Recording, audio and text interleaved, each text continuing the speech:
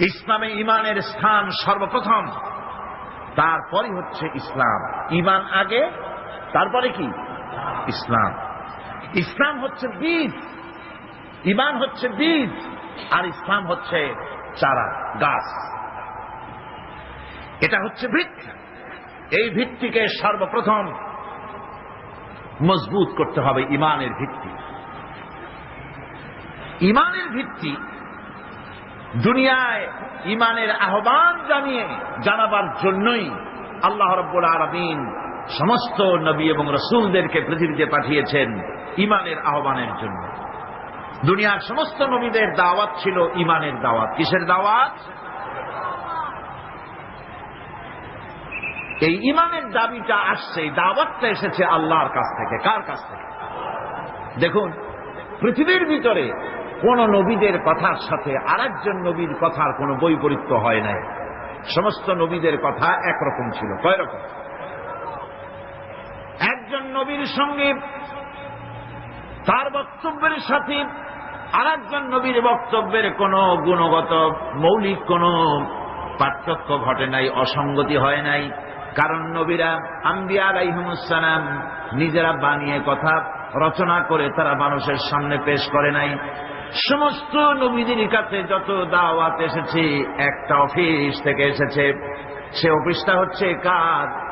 আল্লাহ রাব্বুল আলামিনের। তাই দুনিয়ার সমস্ত পয়গম্বরদের দাওয়াত ছিল না ইলাহা ইল্লাল্লাহ, লা ইলাহা ইল্লাল্লাহ, লা ইলাহা, লা ইলাহা ইল্লাল্লাহু মুহাম্মাদুর রাসূলুল্লাহ। এটাই ছিল সমস্ত নবীদের দাওয়াত। কোরআনে কারীম তার ধারক এবং বাহক সম্পর্কে বলে যে তিনি যে দাওয়াত দিয়েছেন সে দাওয়াতটা হলো ইমানের দাওয়াত। আমাদের নবী তিনি এসে যে দাওয়াত দিয়েছেন সে দাওয়াতটা কিসের? কোরআনে কারীম বলছি, ربنا إننا سمعنا مناديا ينادي للإيمان। হে আমাদের রব, নিশ্চয়ই আমরা এমন একজন আহ্বায়কের আহ্বান শুনেছি যিনি আমাদেরকে ইমানের দাওয়াত দিয়েছেন। এমন কোন পয়গম্বর নাই দুনিয়ায় যিনি ইমানের দাওয়াত দেন নাই। সকলেই ইমানের দাওয়াত মানুষের সামনে, বিশ্ববাসীর সামনে পেশ করেছেন। কোরআনে হাকিম স্পষ্ট একটা সীমারেখা দুনিয়ার মানুষের সামনে পেশ করে পৃথিবীর মানুষগুলিকে দুটি শ্রেণীতে বিভক্ত করে দিয়েছে। একটি হচ্ছে ঈমান পোষণকারী, আরেকটি হচ্ছে অবিশ্বাসী। একটা ঈমান পোষণকারী আর একটা অবিশ্বাসী। ঈমান পোষণকারীরা সত্যশ্রয়ী, তারা হচ্ছে জ্ঞান এবং নূরের সম্পদে সমৃদ্ধ। আর দ্বিতীয় দলটি হচ্ছে কাফের, জালিম, মূর্খ। তারা হেদায়েতের রাস্তা তাদের জন্য অবরুদ্ধ। কোরআনে কারীম এই দুটি দল সম্পর্কে উল্লেখ করতেছেন, মাসালুল ফারিকাইনি কাল আ'মা ওয়াল আসাম্মি ওয়াল বাসীরি ওয়াস সামিঈ হাল ইয়াস্তাবিয়ানি মাসালান আফালা। কোরআন শরীফ বলছে, হাল يستويان مثلا أفلا تذكرون। দুইটি শ্রেণীতে আল্লাহ পাক ভাগ করে দিয়েছেন। একটা শ্রেণী হচ্ছে অন্ধ, বোবা, বধির। আরেকটি যারা শুনতে পায়, চোখে দেখতে পায়। এই দুটি কখনো এক নয়, সমান নয়। এ দুটির রাস্তা আলাদা। কাফেরের রাস্তা আর ইমানদারদের রাস্তা সম্পূর্ণ ভিন্ন। আল্লাহ রাব্বুল আলামিন ঈমান এবং কুফরের পার্থক্য বলে দেওয়ার জন্য গোটা মানব জাতির মধ্যে স্পষ্ট করে বলেছেন, লা ইকরাহা ফিদ-দীন ক্বাদ তাবায়্যানার রুশদু মিনাল গায়ব। দ্বীনের ব্যাপারে জোর জবরদস্তি নেই। এখানে হেদায়েতের পথ এবং গোমরাহি, হেদায়েতকে গোমরাহির পথ থেকে সম্পূর্ণ আলাদা করে দেওয়া হয়েছে। লা ইকরাহা ফিদ্দীন, দ্বীনের ব্যাপারে কোনো জোর জবরদস্তি নেই। যারা ধর্মনিরপেক্ষবাদী তারা এই আয়াতটাকে নিজেদের মতবাদকে প্রতিষ্ঠার লক্ষ্যে অনেক সময় কাজে লাগায়। দুটি আয়াতকে তারা বেশি ব্যবহার করে। একটা হচ্ছে লাকুম দীনুকুম ওলিয়া দিন, আর একটা হচ্ছে লা ইকরাহা ফিদ্দীন। এই দুইটি আয়াতকে ধর্মনিরপেক্ষবাদীরা ব্যবহার করে। এই দুটির কোনটি তাদের আদর্শকে বোঝাবার লক্ষ্যে ব্যবহারের কোন সুযোগ নাই।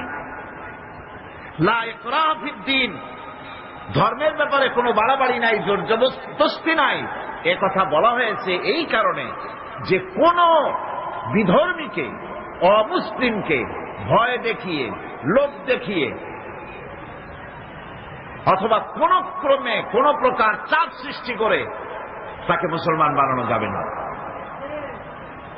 এমনকি সূরা তওবার মধ্যে এসেছে, যুদ্ধ চলাকালীন সময়, জিহাদ চলাকালীন সময় কোন অমুসলিম যদি ইসলাম জানার জন্য তোমাদের তাঁবুতে আসে, তাহলে তুমি তাকে ইসলাম বুঝাও।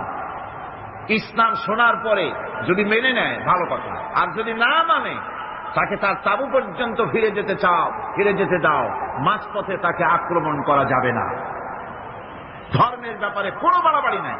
লা ইকরাহা ফিদ্দীন, এর দ্বারা ধর্মনিরপেক্ষতার কোনো কথা বোঝানো হয়নি। আর লাকুম দীনুকুম ওয়ালিয়া দীন, এটা ছিল কাফেরদের সেই বক্তব্যের প্রেক্ষিতে যেখানে কাফেররা বলেছিল মুহাম্মদ সাল্লাল্লাহু আলাইহি ওয়াসাল্লাম, আসুন আমরা এক কাজ করি, সেটা হলো ধর্ম নিয়ে আমাদের মধ্যে যে বাকবিতণ্ডা হচ্ছে, আমরা ধর্মকে 50-50 ভাগ করে দিই। কিছুদিন আমরা গিয়া আপনার আল্লাহরে সেজদা দেই, আর কিছুদিন আপনারা আমাদের মূর্তিগুলিকে প্রণাম করুন। এই প্রস্তাব যখন রাখল, আল্লাহ রাব্বুল আলামিন সূরা কাফিরুন অবতীর্ণ করে দিলেন, কুল ইয়া আইয়ুহাল কাফিরুন লা আ'বুদু মা তা'বুদুন। হে কাফেরেরা, হে অবিশ্বাসীরা, নবী আপনি বলুন, হে অবিশ্বাসীরা, তোমরা যার ইবাদত করো আমরা তার ইবাদত করি না, আবার আমরা যার ইবাদত করি তোমরাও তার ইবাদত করো না। সুতরাং লাকুম দীনুকুম ওয়ালিয়া দীন, সুতরাং তোমাদের দিন তোমাদের জন্য, আমাদের দিন আমাদের জন্য। এখানে নিরপেক্ষতার কথা বলা হয় না, এখানে পক্ষের কথা বলা হয়েছে। কিসের পক্ষ? ধর্মের পক্ষ। কিসের পক্ষ? হিন্দু, খ্রিস্টান, বৌদ্ধ, তোমরা তোমাদের ধর্মের পক্ষে থাকো। মুসলমান, তোমরা তোমাদের ধর্মের পক্ষে থাকো। ধর্মের ব্যাপারে নিরপেক্ষ হওয়ার কোন সুযোগ নাই। হাসায় কি সুযোগ? আমি পার্লামেন্টে বলেছি এই কথা, যে একটা ধর্মের উপরে বিশ্বাস করে নিজেকে একটা ধর্মের পক্ষের ব্যক্তি হিসাবে ঘোষণা করে কেউ বলছে, দাবি করছে আমি হিন্দু, কেউ বলছে আমি বৌদ্ধ, কেউ বলছে আমি খ্রিস্টান, কেউ বলছে আমি মুসলমান। নিজেকে একটা ধর্মের বিশ্বাসী ঘোষণা করার পর আমি ধর্মনিরপেক্ষ, এই কথাটা মিথ্যা, বানোয়াট, জালিয়াতি, প্রতারণা, মুনাফিক। কোন ধর্মের অনুসারী ব্যক্তি ধর্মনিরপেক্ষ হতে পারে না। কেবলমাত্র নাস্তিক, যারা আল্লাহরে মানে না, আল্লাহকে স্বীকার করে না, ওরা বলতে পারে আমরা ধর্মনিরপেক্ষ, ধর্মের ব্যাপারে আমরা নিরপেক্ষ, গুলো মানি না, বিশ্বাস করি না। কিন্তু যারা ধর্মে মানে, সেদের যে ধর্মেরই হোক না কেন, সে ব্যক্তি ধর্মনিরপেক্ষ যদি দাবি করে, এটা মিথ্যে কথা, এটা মুনাফিকি ছাড়া আর কিছু হতে পারে না। মুসলমানকে, যে কোনো জাতিকে যে ধর্মে আছে ধর্মের পক্ষে থাকায় কথাই বলা হচ্ছে। এখন আমি বলতেছিলাম ইমানের কথা। ইমান আগে আনতে হবে। ইমান সম্পর্কে আল্লাহ রাব্বুল আলামিন বলতেছেন, ইমান হলো আগে, তারপর ইসলাম। আবার ইমান আনার আগে আবার কুফরি একটা শব্দ আছে, সেটা হলো ফামান ইয়াকফুর বিত-তাগুতি ওয়া ইউমিন বিল্লাহি ফাকাদ ইসতামসাকা বিল উরওয়াতিল উসকা লা ইনফিসামা লাহা ওয়াল্লাহু সামিউন আলীম। ফামান ইয়াকফুর বিত-তাগুত, যে ব্যক্তি তাগুতকে অস্বীকার করেছে, সর্বপ্রথম তাগুতকে অস্বীকার করতে হবে। ওয়া ইউমিন বিল্লাহ, আর এরপরে আল্লাহর উপরে যে ঈমান আনলো, ফাকাদ ইসতামসাকা বিল উরওয়াতিল উসকা, সেমন এক শক্ত অবলম্বন ধারণ করলো যা তাকে কোনো কিছুই বিচ্ছিন্ন করবে না, ধ্বংস করে দেবে না। সুবহানাল্লাহ। এখন সত্যিকারের ঈমানদারের পরিচয়টা কি? কোরআনে কারীম সত্যিকারের ঈমানদারের পরিচয় এভাবে পেশ করতেছে, ইন্নামাল মুমিনুনা আল্লাযীনা আমানু বিল্লাহি ওয়া রাসূলিহি সুম্মা লাম ইয়ারতাবু وجاهدوا بأموالهم وأنفسهم في سبيل الله أولئك هم الصادقون। ঈমানের দাবিতে সত্যবাদী কারা? ইন্নামাল মুমিনুনা আল্লাযীনা আমানু বিল্লাহি ওয়া রাসূলিহি, সত্যিকারের মুমিন তো তারা যারা নাকি ঈমান এনেছে আল্লাহর উপর এবং রাসূলের উপরে। এই ঈমান আনার পর সুম্মা লাম ইয়ারতাবু, এরপরে কোন সন্দেহে সে নিগঠিত হয় নাই, কোন সন্দেহ তার মনের মধ্যে জায়গা পায় নাই, আর সে আল্লাহর রাস্তায় জিহাদ করেছে মাল দিয়ে, জান দিয়ে। উলাইকা হুমুস সাদিকুন, এরাই হলো ঈমানের দাবিতে সত্যবাদী। সুম্মা লাম ইয়ারতাবু, অথবা এক বিন্দু সন্দেহ মনের মধ্যে জায়গা দেয় নাই, অর্থাৎ ঈমান আনছি কার উপরে? আল্লাহর উপরে। কার উপরে?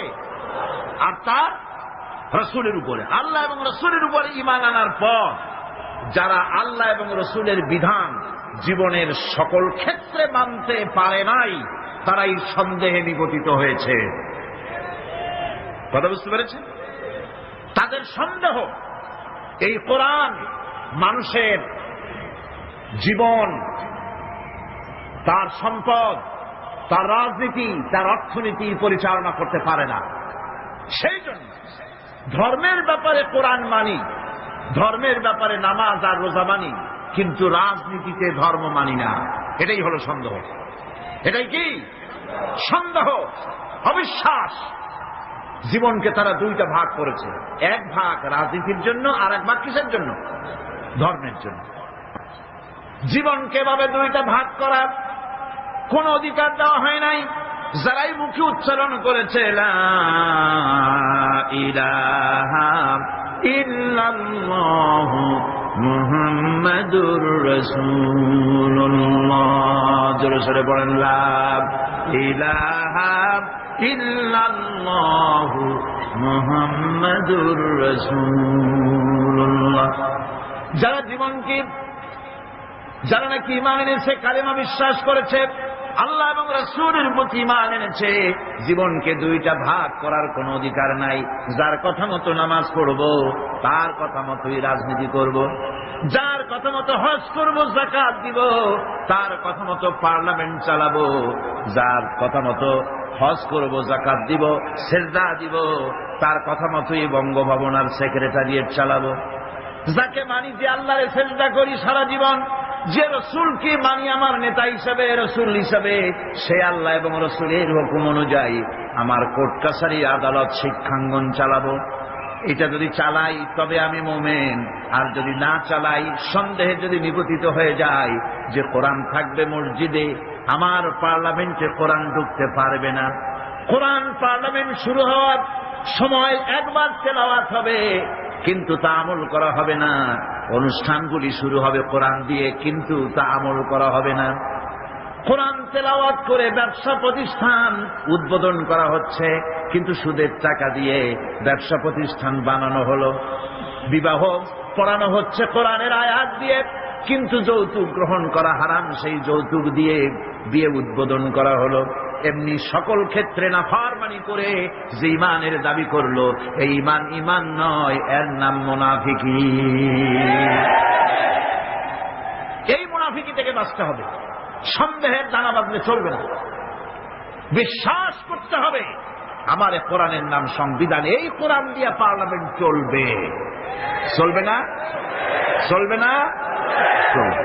আমি এ যাবৎকালীন যত বক্তব্য রেখেছি পার্লামেন্টে, আমার অধিকাংশ বক্তব্য আমি কোরআন দিয়ে হাদিস দিয়ে বলেছি, আলহামদুলিল্লাহ। চাই সে শিল্পনীতি, বিদ্যুৎ নীতি, অর্থনীতি, বাজেট, শিক্ষানীতি, আইন শৃঙ্খলা পরিস্থিতি, সবটা কোরআন হাদিস দিয়ে আমি আলোচনা করার চেষ্টা করেছি, আলহামদুলিল্লাহ। আমার এলাকার মানুষের কাছে আমার এটা ওয়াদাও ছিল, নির্বাচনকালীন ওয়াদা। আমি এই ওয়াদা করি নাই যে আপনারা আমাকে ভোট দেন, আমি আপনাদেরকে মুটকির মতো বিশাল রসগোল্লা বানায় দেব, গরুর গাড়ির চাকার মতো জিলাপি বানায় দেব, এইসব কথা বলিনি। রাস্তা দেব, ঘাট দেব, কলেজ দেব, এগুলো বলিনি। আমি বলেছি আমাকে যদি আপনারা ভোট দেন তাহলে এ যাবৎকাল কোরআনের যেই কথাগুলি মাঠে আর ময়দানে বলেছি, এবার এই কথাগুলি আমি পার্লামেন্টে বলতে চাই। আপনারা যদি ভোট না দেন, পার্লামেন্টে যত বড় পীর হোক, মৌলানা সাহেব হোক, কথা বলতে পারবে না। আপনাদের ভোটটা দরকার। আমার জনগণ, আমার এলাকার পিরোজপুরবাসী, আলহামদুলিল্লাহ, তারা জান বাজি রেখে আমাকে ভোট দিয়েছে।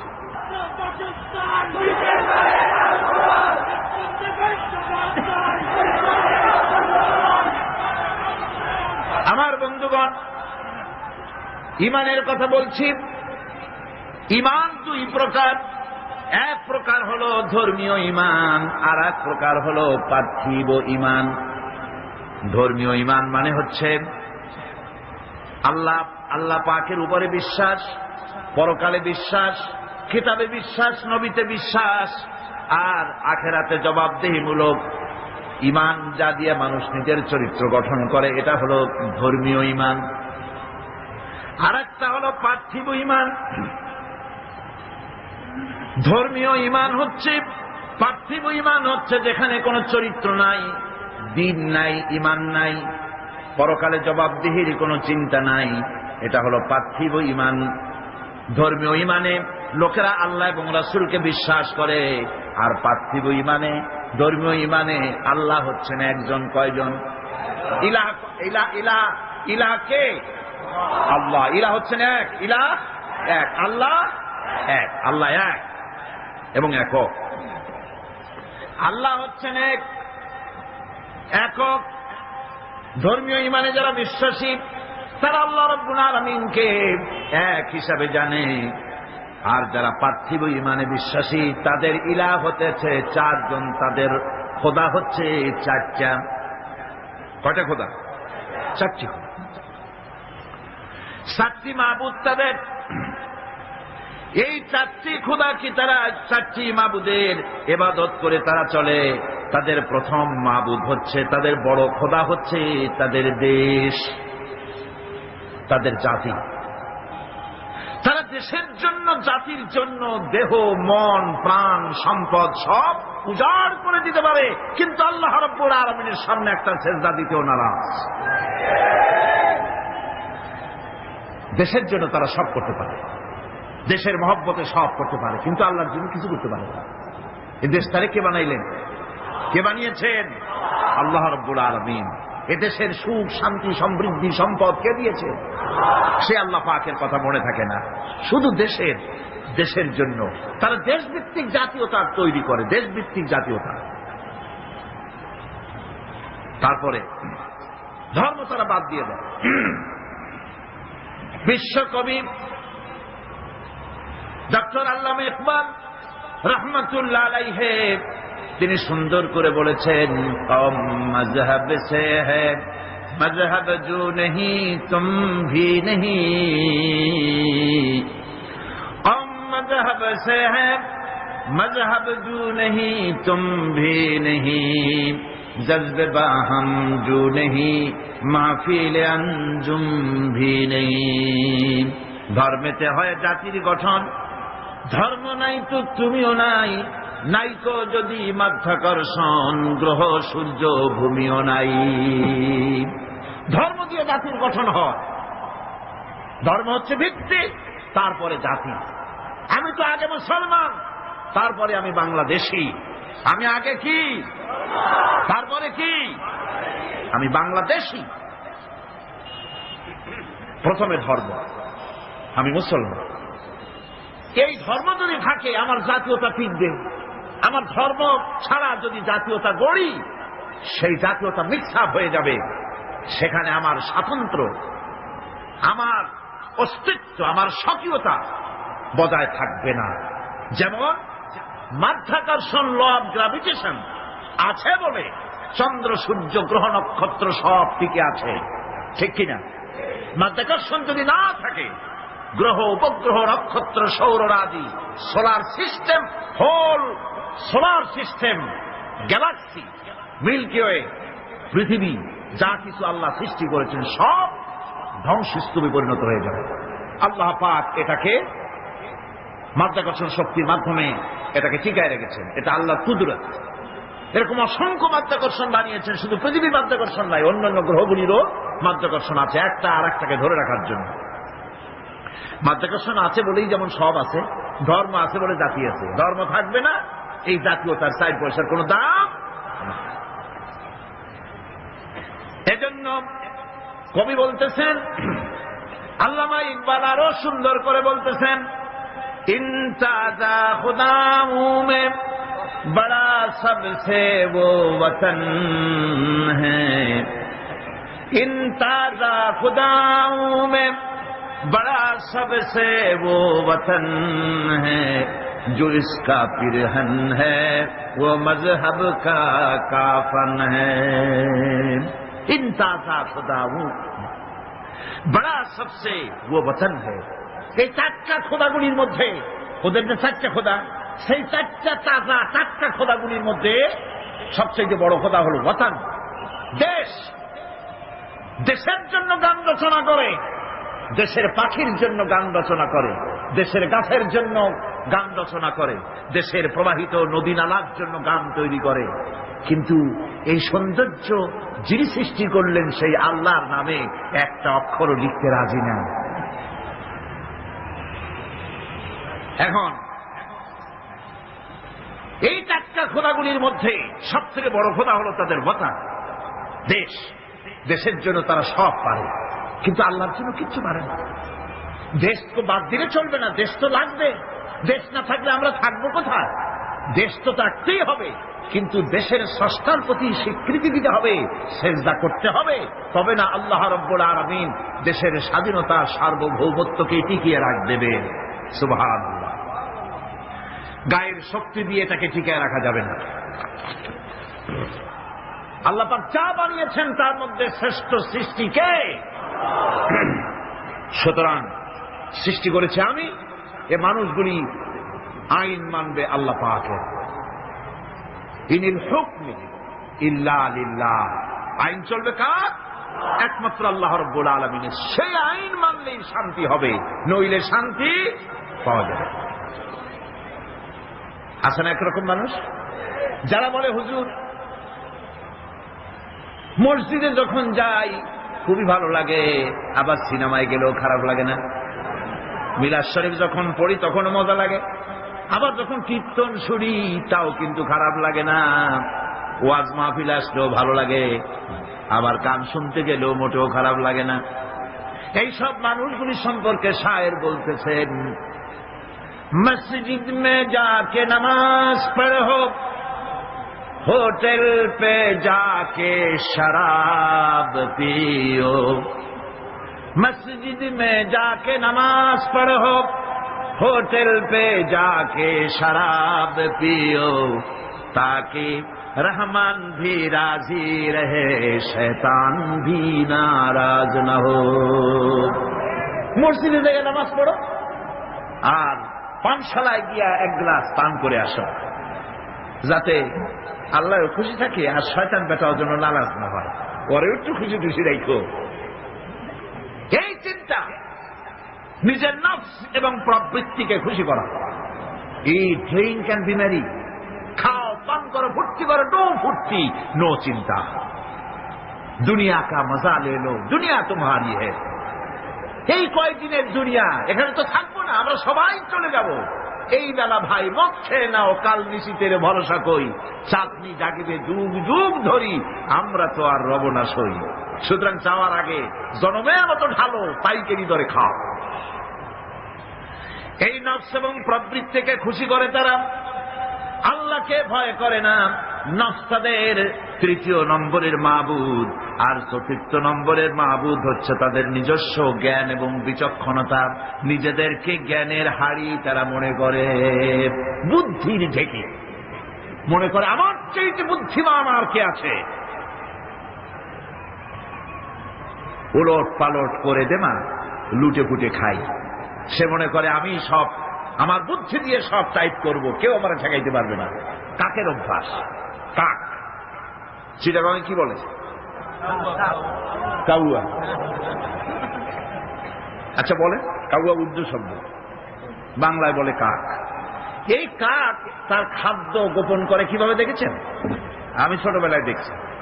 কোথার থেকে খাদ্য নিয়ে আসলো চুরি করে, বা যে কোনো কায়দায় খাবার আনলো, খাবার এনে সে চালের মধ্যে অথবা কোন তার গোপন জায়গায় ওটাকে গুজে রাখার সময় চোখ বন্ধ করে রাখে। তার ধারণা কেউ দেখলো না, চোখ বন্ধ করে রাখছে। এইসব বুদ্ধির ঝেঁকিগুলি তারা মনে করে নিজের জ্ঞানের উপরে তুষ্ট, আমার থেকে বুদ্ধিমান আর কে আছে। বুদ্ধিজীবী বুদ্ধি বেঁচে খায়। সুতরাং আমি তার নিজস্ব বুদ্ধি এবং বিচক্ষণতা এগুলি কি চূড়ান্ত মনে করে এর পেছনে তারা লেগে থাকে। এটা হচ্ছে তাদের চতুর্থ নম্বরের মাবুদ। এখানে সত্য এবং সততার কোনো বালাই নাই, এখানে ন্যায় বিচার এবং ন্যায় নিষ্ঠা পরোপকারিতার কোনো বালাই নাই। মদ, জুয়া, বেশ্যাবৃত্তি, ব্যভিচার, চুরি, প্রতারণা, ডাকাতি, শয়তানি, বদমাশি, এখানে সব চলে। এখানে কোনো মানবতার প্রশ্ন নাই। এই চারটি খোদায় তারা বিশ্বাসী, যারা নাকি পার্থিব ইমানে ইমানদার। আর যারা ধর্মীয় ইমানদার তারা হচ্ছেন আল্লাহ এবং পরকালে বিশ্বাসী। এখন এই কথাটা মনে রাখতে হবে যে ইমান এমন এক বিষয় যা আবার মৌখিক দাবি করলেই হয় না। কেউ যদি পড়ে লা ইলাহা ইল্লাল্লাহ, মুসলমান কি হয়ে গেল? বলেন আপনি, ফতোয়া দেন হয়ে গেল?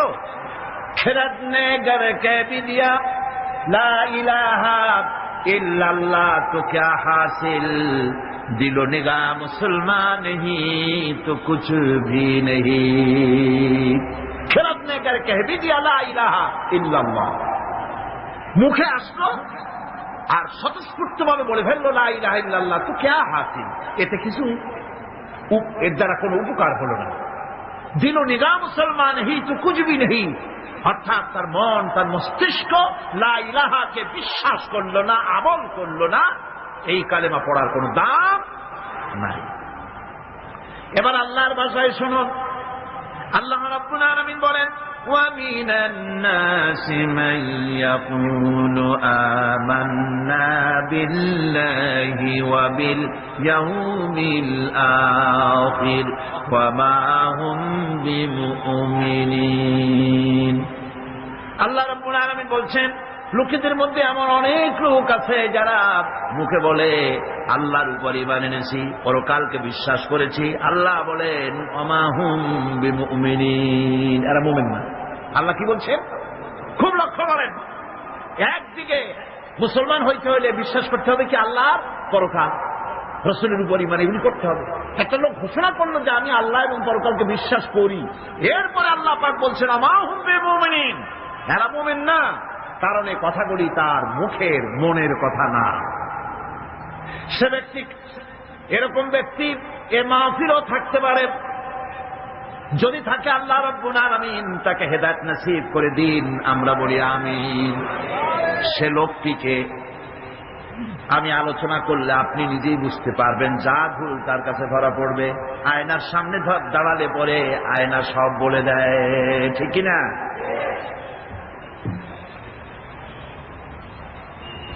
সেই ব্যক্তি যে ব্যক্তি নাকি কালেমা পড়ে, নামাজ পড়ে, আবার ব্যবসায়ী হলে ওজনে কম দেয়, খাদ্যে ভেজাল দেয়, মানুষের সঙ্গে প্রতারণা করে, টাকা নিয়ে ফেরত দেয় না, ওয়াদা খেলাপ করে, চুরি করে, ডাকাতি করে, জেনা করে, সুদভিত্তিক ব্যাংকের থেকে টাকা তুলে ব্যবসা করে, সুদের ব্যবসা করে, ঘুষ দেয়, জেনা করে, আর একদিকে নামাজ পড়ে, সময় হলে আবার হজ করে আসে।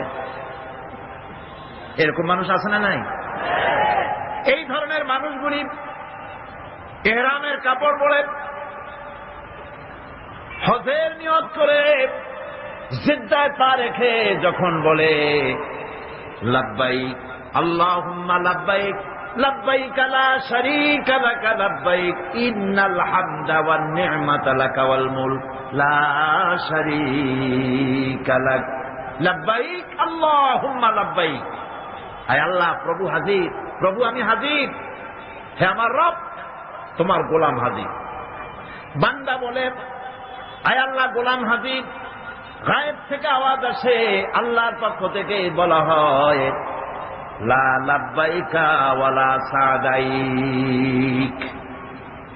বান্দা বলছে আমি উপস্থিত মাবুদ, আর মাবুদ বলছে আমি তোমার উপস্থিতিকে গ্রহণ করলাম না। তুই বলছো হাজির, আমি বলছি তুমি অনুপস্থিত, তোমার উপস্থিতি আমি গ্রহণ করলাম না।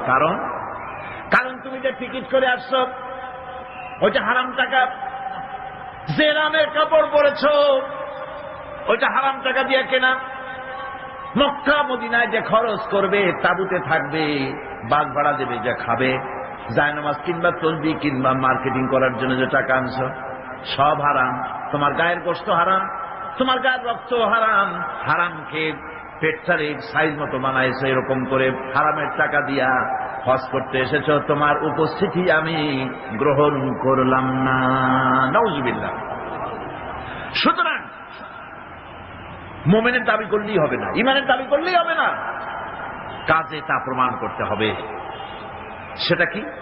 সেটা হচ্ছে ইন্নাল্লাযীনা ক্বালু রাব্বুনাল্লাহু সুম্মা ইসতাকামু তাতানাজ্জালু আলাইহিমুল মালায়েকা। নিশ্চয় যারা বলে আমাদের রব আল্লাহ, অতঃপর এই কথার উপরে সে দৃঢ়পথ থাকে, ফেরেশতাগণ তার প্রতি ফেরেশতা অবতীর্ণ হয়, অর্থাৎ আল্লাহর রহমত তার উপরে নাজিল হয়। যে ব্যক্তি ইমানের দাবি করে ইমানের উপরে টিকে থাকে, আল্লাহর রহমত তার উপরে নাজিল হতে থাকে। ইমান আনাই শুধু মুখে দাবি করাই শেষ কথা নয়, ইমান আনার পর ইমানের উপরে টিকে থাকা সবচেয়ে বড় কথা। ইমানের উপরে টিকে থাকতে হবে। ইমান হচ্ছে শান্তি এবং সমৃদ্ধির চাবিকাঠি। আমরা কি শান্তি চাই? জোরে বলেন চাই। সেই শান্তি কি চুক্তি করে পাওয়া যাবে? অশান্তি আরো বাড়বে, অশান্তি আরো বাড়বে। চুক্তি করে শান্তি হয় না।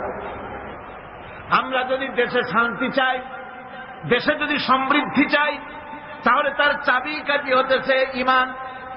ওই শুনুন, আল্লাহ রাব্বুল আলামিন ইমানের কথাই বলছেন, ওয়ালাউ আন্না আহলাল কুরা আমানু ওয়াত্তাকাউ লাফাতাহনা আলাইহিম বারাকাতিম মিনাস সামাই ওয়াল আরদ। ওয়ালাউ আন্না আহলাল কুরা আমানু ওয়াত্তাকাউ, দেশের লোকেরা যদি আমার উপর ঈমান আনে, কে বলতেছেন? কে বলতেছেন? দেশের লোকেরা যদি আমার উপর ঈমান আনে আর আমাকে ভয় করার নীতি যদি অবলম্বন করে চলে, তাহলে আমি আল্লাহ রাব্বুল আলামিন ওই দেশের মানুষের জন্য আকাশের আর জমিনের সব বরকতের দরজা আমি আল্লাহ খুলে দেব। আল্লাহর ওয়াদা মিথ্যা হয়? আল্লাহর ওয়াদা মিথ্যা হয়? কখনো মিথ্যা হয় না। ভাইরা, আমাদের দেশটা তো গরিব না। আমাদের দেশটা কি গরিব? অনেকে বলেন গরিব, কিন্তু আমি বলি না। গরিব হইলে পরে একজন তো শত সহস্র কোটি টাকার মালিক। গরিব হলে এত টাকা, গরিব দেশ হলে ওই লোকটা এত টাকা বানাইল কেমনে? আর একজনের পাওয়া খাত, ট্যাবলেট কেনার পয়সা নাই। একজনের তো 1000 বিঘা জমি আছে, আর একজনের রান্নাঘর উঠাবার জায়গা নাই। একজন তো তার মেয়ে বা ছেলের বিবাহে লক্ষ লক্ষ কোটি টাকা খরচ করছে, আর একজন তো তার বাপ মারা গিয়েছে, কাপড় কেনার পয়সা নাই। এটা বাংলাদেশের ইতিহাস কিনা? তাহলে বোঝা যাচ্ছে দেশে সম্পদ আছে, সম্পদ আছে। কি সম্পদ আছে? আমাদের আছে পশু সম্পদ, গবাদি সম্পদ, আমাদের আছে বনজ সম্পদ, খনিজ সম্পদ, মৎস্য সম্পদ, পানি সম্পদ, মানব সম্পদ, সব সম্পদ আছে। আমাদের কোনো জিনিসের অভাব নেই। একটা জিনিসের অভাব, সেটা হলো সৎ নেতৃত্বের অভাব। সৎ নেতৃত্ব, চরিত্রবান নেতৃত্বের অভাব। এই অভাবে সব নষ্ট করে দিয়েছে। আমার দেশের সম্পদ আছে, সম্পদ রক্ষণাবেক্ষণ করার জন্য যে ইমাম দরকার সেটা নাই। আমার দেশের সেদিনও সিলেটের মাগুর ছড়ার 1-2 টাকার নয়, 1-2 হাজার কোটি টাকার নয়, 40,000 কোটি টাকার গ্যাস পুড়ে ভস্ম হয়ে গিয়েছে। আমাদের ইমানি শক্তি নাই, সাহস নাই বলে এই ষড়যন্ত্র হতে পেরেছে, ঠিক না? আমাদের যদি ইমানে শক্তি থাকতো, যারাই ক্ষমতায় আসে ভারতের ভয়তে খালি কাঁপতে থাকে, থরথর। আর মেয়ে ভারতকে ভয় করো কেন? সে কি তোমার ক্ষমতায় রাখতে পারবে? কন্যা পারবে? ক্ষমতা রাখতে পারবে কে? ক্ষমতা দেওয়ার মালিক কে? ছিনাই নেওয়ার মালিক কে? সে আল্লাহরে ভয় করো। ওই সাঁতারে ভয় করে কি হবে? কি করতে পারবে সে? ওর শত শত কোটি, ওর 100 কোটি মানুষের সিনায় হিম্মত নাই। আমার 12 কোটি মানুষের সিনায় ওর থেকে লক্ষ কোটি গুণে বেশি হিম্মত আছে। সে হিম্মতটা কি? সেটা কি? তাওহীদ কি আমানত सीनों में है हमारे, तौहीद की अमानत सीनों में है हमारे, मुमकिन नहीं मिटाना नाम निशान हमारा। একত্ববাদের তৌহিদের আমানত, যার সিনার ভিতরে বদ্ধমূল, যেই জাতির সিনায় বদ্ধমূল, এমন 12 কোটি মানুষ ধারণ করে ধন্য বাংলার মাটি। কারো হুমকিতে, কারো চক্ষু, রঙ্গা চক্ষু, রক্ত চক্ষু দেখে এই জাতি নিশ্চিহ্ন হতে পারে না। মুমকিন নেই মিটানা নাম নিশান হামারা, আমার অস্তিত্বকে খতম করে দেয় এ শক্তি কারো নাই পৃথিবীর বুকে। তবে মুনাফিক হলে খতম হয়ে যেতে হবে। কি হলে খতম হবে? মুনাফিক হলে। ইমানদার হলে টিকে থাকতে পারবে। আমার দেশে সম্পদ রয়েছে, সম্পদের কোনো অভাব নাই, সম্পদে ভরপুর আমার দেশ। আমার দেশে যেখানে গ্যাস আছে সেখানে তেলও আছে। মাঝে মধ্যে তেলের কূপ উৎসারিত হয়। ভোলা, বাখরাবাদ, সিলেটের হরিপুর, তেল মাঝে মধ্যে ওঠে। আল্লাহ পাক একটু একটু দেখান তেল আছে, তেল আছে। তেল তোরা পাবি যদি ইমানদার হও। মাটির তেল বেরিয়ে আসবে, নিয়ে কুলাইতে পারবি না। সৌদি আরব, কুয়েত, কাতার, বাহরাইন, ওমান, সুদান, ইয়েমেন, আরব আমিরাত, এইসব দেশে মরুভূমির দেশ, বালু আর বালু, পাহাড় আর পাহাড়। না খাইয়া ভূত হইতেছে। আপনারা যেভাবে না কইলেন তাতে মনে হয় যে ওদের বাদ কয়দিন হয় খায় না। ওদের সম্পদ আছে কিনা? আমার বন্ধুগণ, মরুভূমির তলা দিয়া বিশ্বনবী রাসূল করিম সাল্লাল্লাহু আলাইহি ওয়াসাল্লামের কদম মোবারক যেই মরুভূমিতে পড়েছে, ওই কদম মোবারকের বরকতে মাটির তলা দিয়া, বালুর তলা দিয়া আল্লাহ সোনা বার করে দিয়েছে। রাসূলের বরকতে মাটির তলা থেকে সোনা বেরিয়ে গেছে, লিকুইড গোল্ড, পেট্রোল বেরিয়েছে। তাদের কোন জিনিসের অভাব নাই। আমরাও আল্লাহর শত্রু নই, আমরাও আল্লাহর বান্দা, আল্লাহর গোলাম। আমরা কি? আমার দেশও আল্লাহ অভাব রাখেন নাই, আমার দেশও আছে। নাই শুধু ইমান, নাই শুধু চরিত্র, তেল আছে বলি মাঝে মধ্যে আল্লাহ রাব্বুল আলামিন দেখায় দেন তেল আছে, ইমান আনো, তেল বের করে দেব। আর যদি ঈমান না আনো, ঈমানের নামে যদি মুনাফিকি করো, ক্ষমতায় যাওয়ার আগে বারবার উমরার হজ, ধর্মের নামে হজ, আর সংস্কৃতির নামে ধর্ম আমদানি করার জন্য, মানুষকে বিভ্রান্ত করার জন্য মক্কা মদিনায় দৌড়াদৌড়ি, আর সংস্কৃতি আমদানির জন্য গয়া কাশীতে দৌড়াদৌড়ি। এই যদি অবস্থা হয়ে যায়, মাটির তেল বের হবে না। এই মুনাফিকি যারাই করে তাদের তেল আল্লাহ বের করে দিবে। পারবেন কিনা? পারবেন কিনা? হাজারবার পারবেন। ফাআলুন লিমা ইউরিদ, যা খুশি তিনি তাই করে, ঠিক কিনা? যা খুশি তিনি তাই করে। আমার কাছে দুইটা দেশের দৃষ্টান্ত আছে, একটা হচ্ছে রাশিয়া আর একটা হচ্ছে আমেরিকা। রাশিয়ার জনগণ বলছিল দেয়ার ইজ নো গড, রাশিয়ার সরকার এবং তার পূজারীরা তারা বলেছিল দেয়ার ইজ নো গড, স্রষ্টা বলতে কেউ নেই। কারে চ্যালেঞ্জ করলো? বোঝেন বোঝেন কথা বোঝেন? কারে চ্যালেঞ্জ করলো? সরাসরি আল্লাহ কি চ্যালেঞ্জ করে বসছে? সাহস করে আল্লাহ না, আল্লাহ যেন চ্যালেঞ্জটা গ্রহণই করলেন। ইতিহাসের পাতার দিকে যদি তাকাই, লক্ষ্য করে দেখতে পাই আল্লাহ যেন এটাকে চ্যালেঞ্জটাকে গ্রহণই করে ফেললেন। সেখানে দেখা গেল যে লোকটা বলল দেয়ার ইজ নো গড, স্রষ্টা বলতে কেউ নাই, ধর্ম একটা আফিম, এই জাতীয় বক্তব্য যে লোক রাখলো, সেই লোকটার বিরাট 20 ফিট উঁচার আর 50 টন ওজনের মূর্তি, ব্রোঞ্জ দিয়ে বানানো মূর্তি। লেনিনের এই মূর্তিটা যখন কোন যুদ্ধ হলো না, কোন মারামারি নাই, কোন যুদ্ধ নাই, মারামারি ছাড়া, যুদ্ধ ছাড়া, সংঘর্ষ ছাড়া যারা বলল দেয়ার ইজ নো গড, স্রষ্টা বলতে কেউ নেই, আল্লাহ বলতে কেউ নাই, এই দেশটাকে, সোভিয়েত ইউনিয়নকে আল্লাহ রাব্বুল আলামিন গজব দিয়া টুকরা টুকরা করে দিলেন। এটা ইতিহাস না মিথ্যা? এটা গল্প না বাস্তব? সোভিয়েত ইউনিয়ন টুকরা টুকরা হয়ে গেল। এখন মূর্তিটার দশা হবে কি?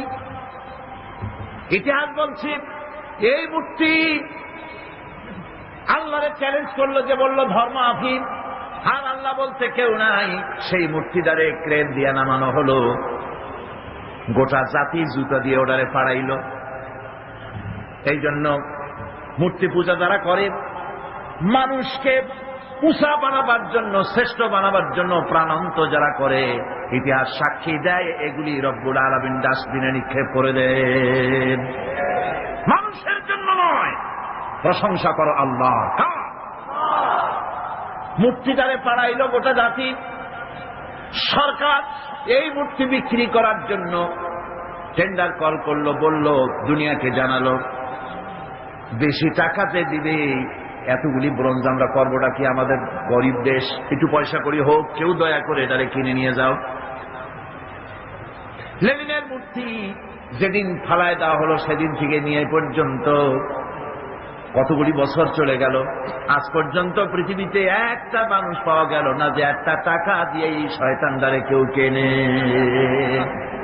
একটা টাকার একজন খরিদ্দার মেলে নাই। গত 3 দিন আগে পত্রিকায় এসেছে, এখন সরকার সিদ্ধান্ত নিয়েছে আজ তো কেউ কিনলো না, এটার ভাঙবো, টুকরা টুকরা করিয়ে তারপরে দেখো কেউ কেনে নেবে, তাও খরিদ্দার। দেশ টুকরা টুকরা হয়ে গেল।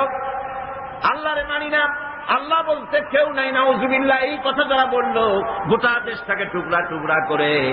আর সেই দেশের মধ্যে চেচনিয়া, বজনিয়া, তাসখান, বোখারা, ওই দেশের মধ্যে দেশগুলি টুকরা করে আলাদা আলাদা দেশের অস্তিত্ব বানাইয়া তার উপরে কালেমার পতাকা আল্লাহ উড়াইয়া দিলে। চেচনিয়ার বুকে উঠতেছে লা ইলাহা ইল্লাল্লাহু মুহাম্মাদুর রাসূলুল্লাহ পতাকা। সুবহানাল্লাহ। আল্লাহ পাক বলেছেন লা ইন শাকারতুম লাযীদান্নাকুম ওয়ালাইন কাফারতুম ইন্না আযাবি লাশাদীদ। আমার শুকরিয়া যদি আদায় করো নিয়ামতের, শুকর আমি নিয়ামত বাড়ায় দেব। আর যদি শুকর আদায় না করো মস্ত বড় শাস্তি দেব। ওরা নিয়ামতের শুকর আদায় করেন, আল্লাহ শাস্তি দিয়ে দিচ্ছেন। আমেরিকা শুকর আদায় করছে কিভাবে? প্রত্যেক বছর নভেম্বর মাসের শেষ বৃহস্পতিবার 29শে নভেম্বর তারা একটা ডে অবজার্ভ করে, থ্যাঙ্কস গিভিং ডে। ওরকম একটা দিনে আমি ওখানে ছিলাম। আমি জিজ্ঞেস করলাম কি থ্যাঙ্কস, কারে থ্যাঙ্কস দাও?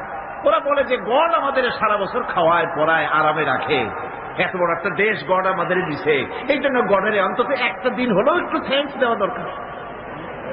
সেজন্য তারা ওই দিনটাকে থ্যাঙ্কস গিভিং ডে অবজার্ভ করে। কিভাবে করে আমার কৌতূহল জাগলো যে শুকরিয়া আদায় করে কেমনি দেখি।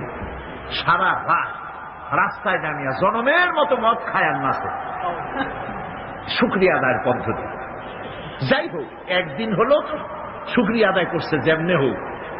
তাদের ডলার গুলিতে তারা লিখেছে, আপনি দেখবেন ডলারের উল্টা পৃষ্ঠে লেখা আছে ইন গড উই ট্রাস্ট, আমরা গডে বিশ্বাস করি। প্রত্যেকটা ডলারের উপরে লেখা। তারা গতকাল আমি বলেছি, তারা সংবিধান তাদের ধর্মগ্রন্থের উপরে হস্তস্পর্শ করে তারপরে ওথ নেয়, শপথ নেয় প্রেসিডেন্ট হওয়ার জন্য। আল্লাহ মেহেরবানি, সেই দেশে এখন মুসলমানদের সংখ্যা দিন দিন বাড়তেছে।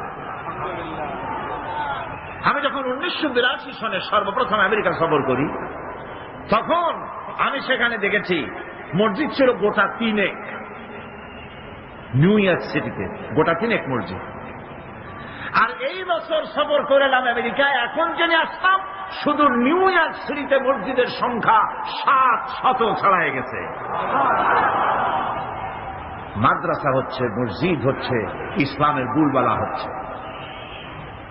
ইসলামকে যারা মহব্বত করে ভালোবাসে, আল্লাহ তাদের ভালোবাসে।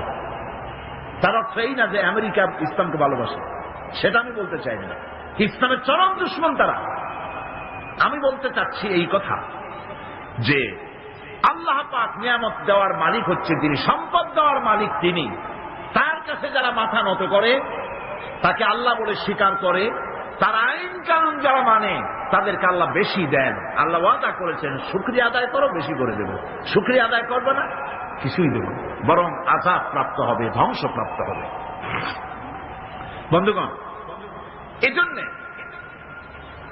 আজকে যদি আমার দেশের সমৃদ্ধি আমরা আশা করি, তাহলে এই ঈমানের উপরে আমাদেরকে মজবুত হতে হবে। ঈমান, যে ঈমান আমরা এনেছি সেই ঈমানকে আমাদের টিকায় রাখতে হবে। ঈমান হচ্ছে আমাদের সম্পদ। ঈমান আমাদের কি? শ্রেষ্ঠ সম্পদ। আল্লাহ রাব্বুল আলামিনের উপরে ঈমান আনার জন্য যে কালেমা আমরা পড়েছি, লা ইলাহা ইল্লাল্লাহু মুহাম্মাদুর রাসূলুল্লাহ, এই কালেমাটাও বুঝি না। ঈমান এনেছে ঠিক, কিন্তু কালেমা আমার কাছে কি দাবি করে আমরা তা জানি না। লা ইলাহা, এটা অত্যন্ত বিপ্লবাত্মক কথা, এর চাইতে রিভলিউশন সৃষ্টিকারী কথা পৃথিবীতে আর নাই। আপনি কি বলছেন? আপনি কি হুশের সাথে বলতেছেন? আপনি কি জানেন আপনি কি বলতেছেন? আপনি বলছেন লা ইলাহা, কোন ইলাহা নাই, আইনদাতা নাই, বিধানদাতা নাই, শাসনকর্তা নাই, মালিক নাই, খালেক নাই, রাজ্জাক নাই, কেউ নাই। ইল্লাল্লাহ, আল্লাহ ছাড়া, আল্লাহ ছাড়া কেউ নাই। কারো আইন মানি না, কারো বিধান মানি না। এটা কি সহজ কথা? এই কথাটা যদি আপনি প্রধানমন্ত্রীর বাড়ির সামনে, প্রেসিডেন্টের বাড়ির সামনে গিয়া, দুনিয়ায় কোথাও যদি কোনো প্রধানমন্ত্রী, কোন প্রেসিডেন্টের বাড়ির সামনে গিয়া যদি কেউ এভাবে জিকির করে লা ইলাহা ইল্লাল্লাহ, লা ইলাহা ইল্লাল্লাহ, লা ইলাহা ইল্লাল্লাহ, লা ইলাহা ইল্লাল্লাহ, লা ইলাহা ইল্লাল্লাহ জিকির যদি করতে থাকে, দুনিয়ার সেই প্রধানমন্ত্রী, প্রেসিডেন্ট মুসলমান হলে সঙ্গে সঙ্গে বলবে, দারোয়ানকে, লোকদের বলবে ওরে নিয়ে আসো, হুজুরে নিয়ে আসো, ভিতরে ভিতরে আনে বসতে দাও, খাইতে দাও। আল্লাহর ওলি হবে নিশ্চয়ই, এত সুন্দর জিকির করে, পকেটে কিছু পয়সা দিয়ে দাও। হাদিয়া তোফা নিয়ে তিনি চলে গেলেন। চিত্রের অপর পৃষ্ঠা দেখুন। এরপরে আরেকজন এসে তিনি প্রেসিডেন্ট প্রধানমন্ত্রীর বাড়ির সামনে দাঁড়ায় বলতেছেন, কারো আইন মানি না, কারো বিধান মানি না, কারো আইন মানি না, কারো বিধান মানি না, কারো শাসন মানি না, কারো ঠ্যাঙের তলে মাথা দেই না, কারো হুকুম মানি না, কারো শৃঙ্খলা মানি না, কাউকে স্বীকার করি না আল্লাহ ছাড়া। এই জিকির যদি করতে থাকে তাহলে কি ঘরের মধ্যে ঢুকে খাইতে দেবে? দেবে? জন্মের মতো খাওয়াই দেবে পিঠের উপরে। তাহলে প্রথমে দিল না কেন? প্রথম ব্যক্তিকে জন্মের মতো খাওয়াইল না কেন? ওইটা বোঝে নাই, ওইটা বোঝে নাই, আর এইটা বুঝছে, বোঝাবুঝির ব্যাপার। নমরুদ খুব ভালো করে বুঝেছিল। ইব্রাহিম আলাইহিস সালাম যখন বলেছিলেন লা ইলাহা ইল্লাল্লাহ, নমরুদ খুব ভালো করে বুঝেছিল এর অর্থটা কি। সেই জন্য হযরত ইব্রাহিমকে আগুনের মধ্যে ভালাই দিয়েছিল। ফেরাউন খুব ভালো করে বুঝেছিল।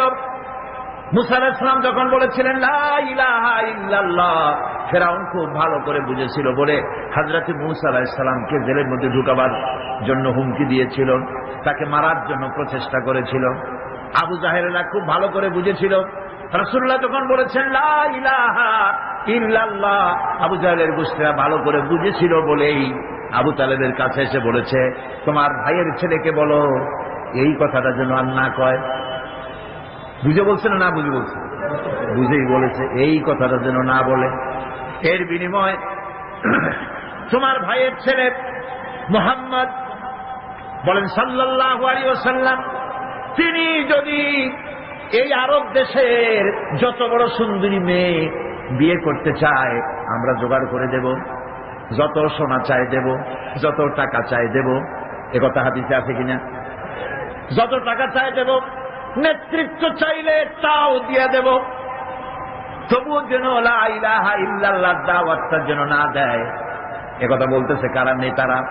নেতারা ভালো করে বুঝেছে এই কলেমা যদি চালু হয় আমাদের মতো শয়তানদের নেতৃত্ব চলবে না,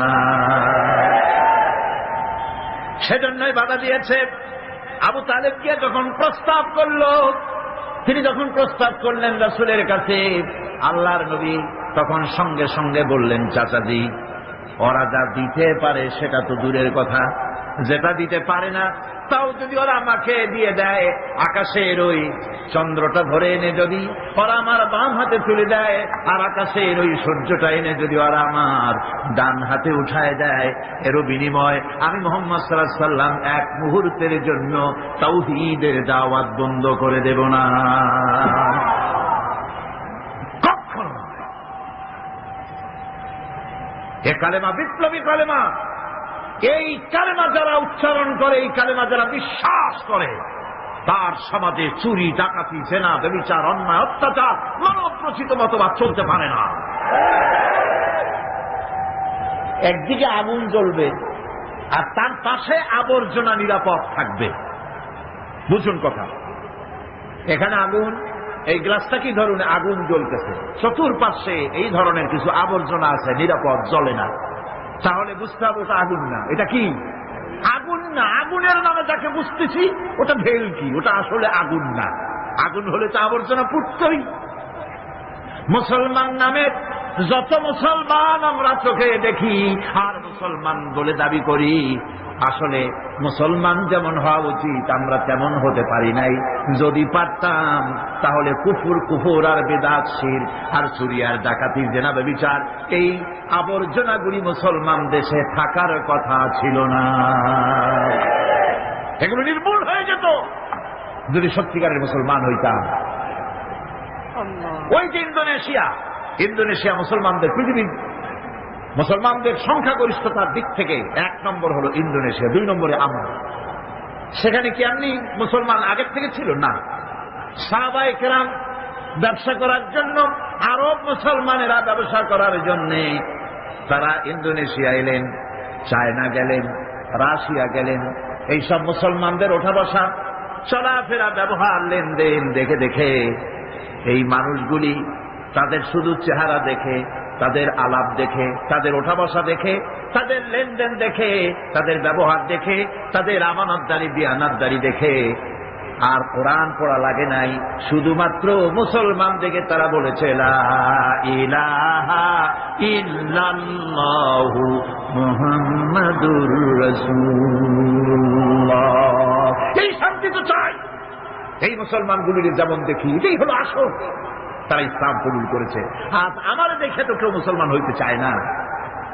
মদিনা মুনাওয়ারায় রাসূলুল্লাহ ইসলামী আন্দোলনের শেষ পর্যায়ে, নবুয়তের শেষ পর্যায়ে, হুজুরের বিদায়ের আগে মদিনার 8 বছরে চলে যাওয়ার পর আর কোন কাফের ছিল না যারা শত্রুতা করলো।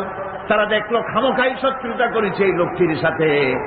ধর্মের শত্রু মনে করেছিলাম, আসলে তো ভালো মানুষ, আমাদের কারো কোনো ক্ষতি করে নাই, বরং আমরা এখন দরজা খুলে ঘুমাতে পারি, নারীরা একাকিনী যাতায়াত করতে পারে, কারো সাহস নাই চোখ খুলে তাকায়, কেউ মানুষকে হত্যা করে না, চুরি করে না, ডাকাতি করে না, বৃদ্ধদেরকে সম্মান দেওয়া হয়, যুবকদেরকে বেকার ভাতা দেওয়া হয়, শিশুদেরকে খাবার দেওয়া হয়।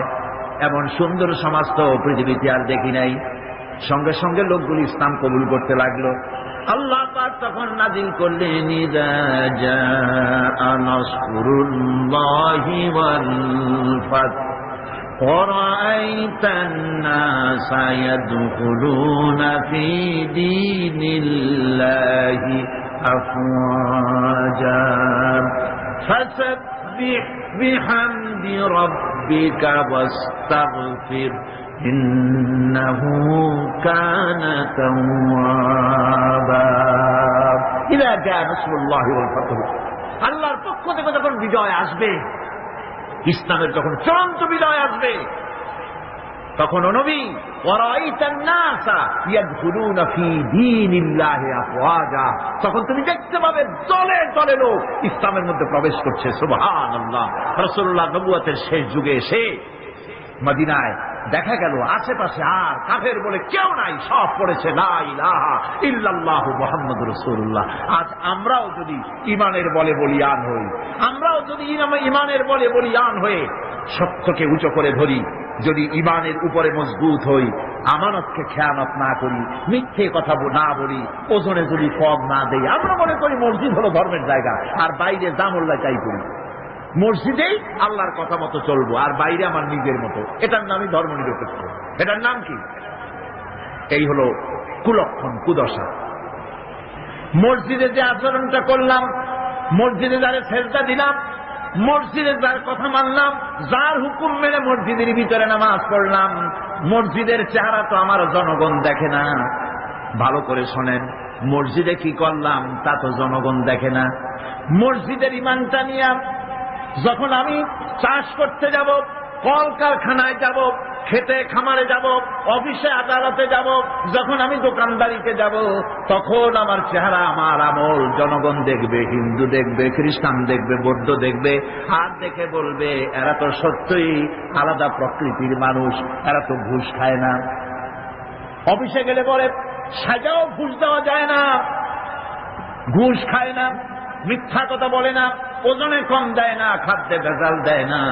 এই দৃশ্য যখন দেখবে, মানুষ থেকে আলাদা একটা স্বতন্ত্র মানুষ হিসেবে যখন দেখবে, আপনার আর তাফসীর করা লাগবে না, আপনার আর ওয়াজ করা লাগবে না, শুধু আপনারে দেখেই অন্য জাতি পড়বে লা ইলাহা ইল্লাল্লাহু মুহাম্মাদুর রাসূলুল্লাহ।